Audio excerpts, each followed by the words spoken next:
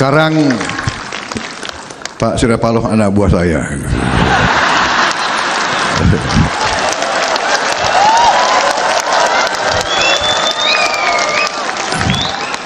Ya. Jadi roda kehidupan berputar. Ya. Kadang-kadang di bawah, kadang-kadang di atas, dan sebagainya. Tidak ada masalah. Ya, kita harus tahu peran kita. Saya dulu rivalnya Pak Jokowi. Mas Brewok ini hebat. Tahu aja mana yang kuat gitu loh.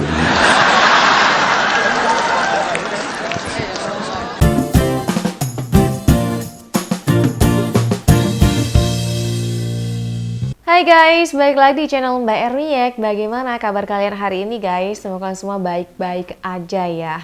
Guys, kali ini ada video ya ketika Pak Prabowo itu berpidato. Tapi dalam pidato tersebut Pak Prabowo memang menyinggung soal dirinya yang membela Pak Jokowi. Awalnya orang-orang ya, audiens di situ banyak yang menertawakan gitu ya kata-kata dari Pak Prabowo. Tapi ketika Pak Prabowo menceritakan alasan kenapa Pak Prabowo ini membela Pak Jokowi, mereka langsung tiba-tiba terdiam guys. Bahkan kebanyakan juga terharu ya ketika mendengarkan seorang mantan rivalnya Pak Jokowi sendiri. Kemudian dia mengatakan alasan kenapa membela Pak Jokowi ternyata karena memang ada hal-hal yang memang bisa dipelajari gitu ya dari Pak Jokowi. Dan itu baru bisa dilihat oleh Pak Prabowo ketika dirinya menjadi menterinya Pak Jokowi. Dari situ pandangan Pak Prabowo berubah total guys. Dan coba kalian dengerin sendiri ya video pidato dari Pak Prabowo berikut ini. Ucapkan selamat untuk sahabat saya, Saudara Surya Paloh, yang mungkin lebih dikenal sebagai Bung Brewok gitu. Saya dari dulu pengen punya jenggot seperti Pak Surya Paloh, tapi nggak bisa-bisa gitu loh. Kumis saya di ujung 3, di sebelah kiri 2. Jadi saya lebih, kalau pakai kumis itu orang manggil saya Fu Manchu.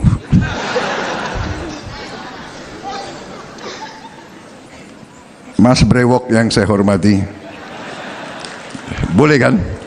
Boleh.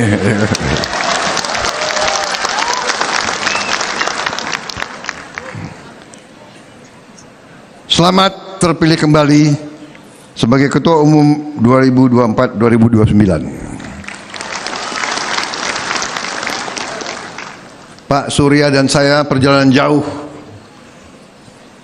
Kita sama-sama alumni dari alma mater yang sama, alma mater Beringin.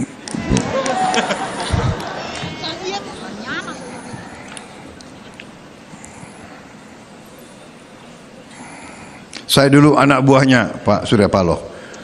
Ya, beliau ketua Dewan Pertimbangan, saya anggota. Sekarang Pak Surya Paloh anak buah saya.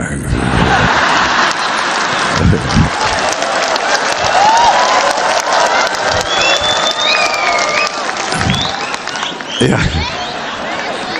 Jadi roda kehidupan berputar. Ya. Kadang-kadang di bawah, kadang-kadang di atas, dan sebagainya. Tidak ada masalah.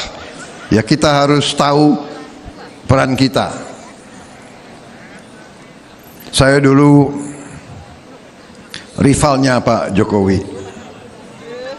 Mas Brewok ini hebat. Tahu aja mana yang kuat gitu loh.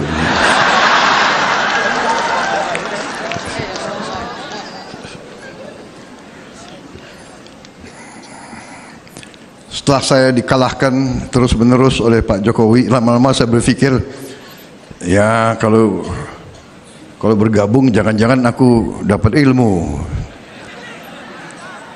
Dan demikian jadinya beliau ajak bergabung, dan saya akhirnya menang deh.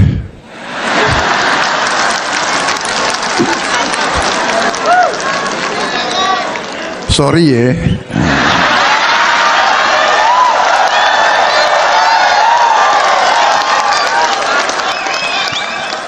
Saudara-saudara sekalian, bangsa kita bangsa yang besar. Kadang-kadang kita tidak sadar betapa besar bangsa kita. Bangsa kita bangsa yang sangat kaya. Kadang-kadang kita tidak sadar betapa kaya bangsa kita. Bangsa kita bangsa majemuk. Bangsa yang penuh perbedaan. Berbeda suku, berbeda kelompok etnis, berbeda bahasa daerah. Tetapi kita mengalami suatu nasib bersama. Ratusan tahun kita hidup bersama. Kita tidak tahu, kita tidak mengerti bahwa kita dilahirkan di Nusantara ini. Suku yang berbeda-beda, agama yang berbeda-beda, ras yang berbeda-beda, budaya berbeda-beda, tapi kita ternyata ratusan tahun kita berhasil hidup rukun. Kita berkembang, tetapi kita juga mungkin karena kekayaan gugusan Nusantara ini, mungkin kekayaan alam, mungkin ini juga membuat kita juga punya kelemahan. Kita harus berani melihat kelemahan kita. Kita harus berani menatap wajah kita. Kita harus berani untuk benar-benar tahu apa kekurangan kita di masa lalu. Saudara-saudara, dalam beberapa kesempatan saya menyampaikan bahwa salah satu kelemahan suku-suku dan bangsa-bangsa di Nusantara ini adalah bahwa kita sulit untuk bekerja sama. Kita sulit untuk bersatu. Dan perbedaan inilah yang digunakan oleh kekuatan-kekuatan dari luar wilayah kita. Datang ke sini ratusan tahun karena kekayaan kita. Ini adalah sifat alamiah manusia. Setiap suku, setiap bangsa di dunia ini bersaing. Bersaing keras. Bersaing untuk apa? Bersaing untuk bertahan hidup. Bersaing untuk survival. Karena itu manusia untuk survive butuh lahan, butuh air. Dari lahan bumi bisa didapat pangan. Dari bumi bisa kita dapat energi. Karena itu bangsa-bangsa selalu berusaha menguasai lahan, menguasai bumi, menguasai sumber alam, menguasai kekayaan. Dengan kekayaan dia akan menjadi kuasa, hegemon. Ini kadang-kadang kita lupa. Kita tidak mengerti atau tidak mau belajar dari sejarah. Saudara-saudara sekalian, saya tertegun beberapa saat yang lalu, kurang lebih 5 tahun yang lalu, 6 tahun yang lalu. Begitu juga saya menjadi Menteri Pertahanan dalam kabinet Pak Jokowi. Saya mendapat kajian-kajian strategis, kajian-kajian intelligence dari kedua blok di dunia, blok barat dan blok timur. Saya terkesima kajian-kajian ini membuat ramalan ke depan. Dan di antara kesimpulan kajian tersebut ada yang berbunyi bahwa Indonesia ini negara yang sangat kaya,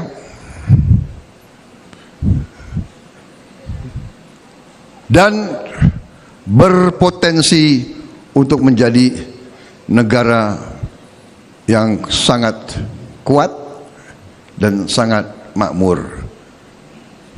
Asal, ini penilaian orang luar ya. Dengan catatan pemimpin-pemimpinnya, elitnya bisa bekerja sama.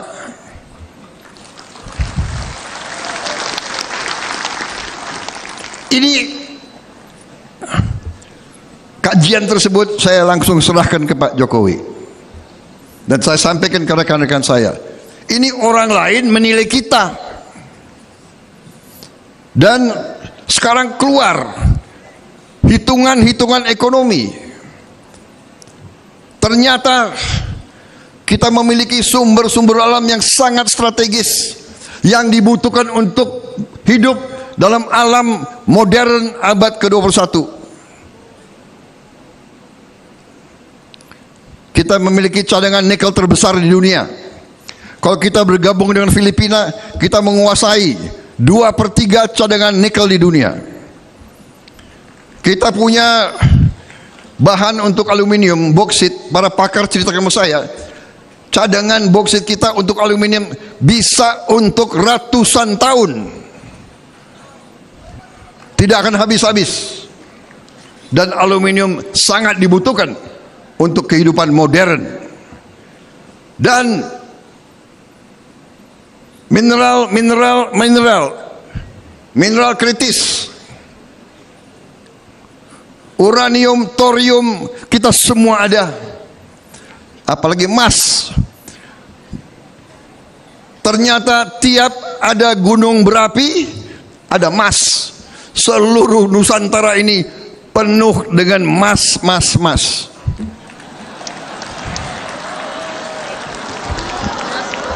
Tinggal kau cari emasnya di mana. Tapi ada, saudara-saudara, ini saya cerita dalam penutupan kongres.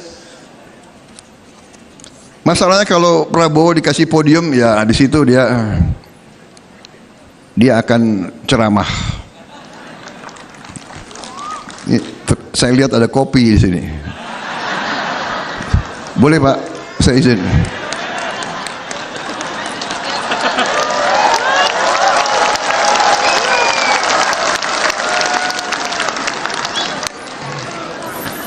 Jangan salahkan saya ya kalau saudara-saudara, inti daripada yang saya ingin sampaikan,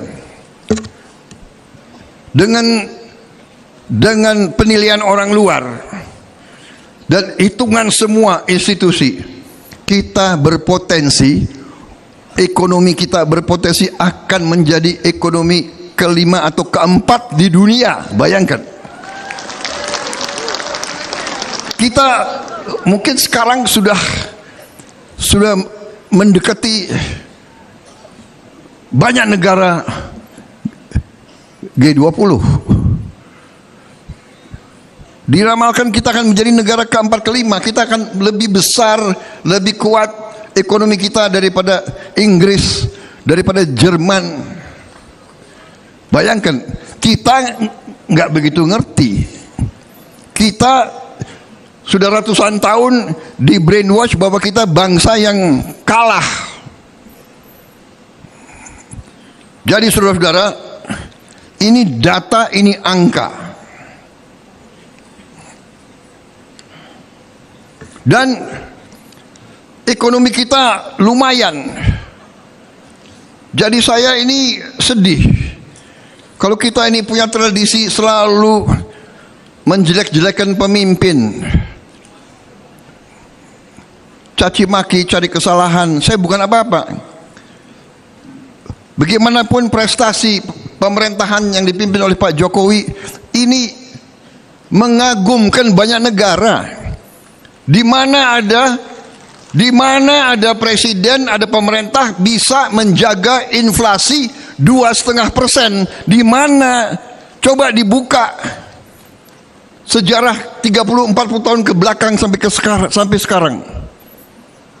Sedikit negara 2,5% inflasi. Dan ini prestasi yang bukan jatuh dari langit. Kita pulih dari COVID. Saya ketemu pemimpin-pemimpin dunia.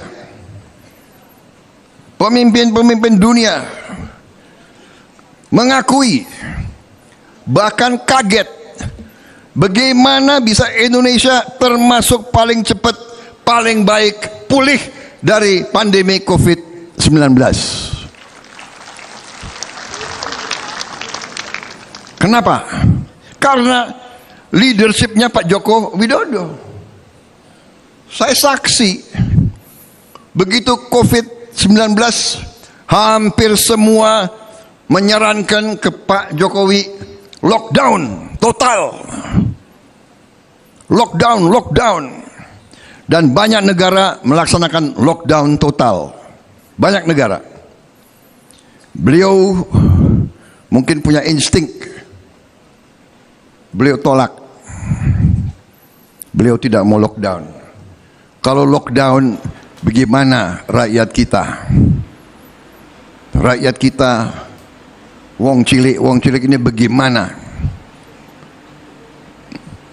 Pedagang warung Tegal kalau tidak boleh keluar dari rumah, dia makan apa? Risiko.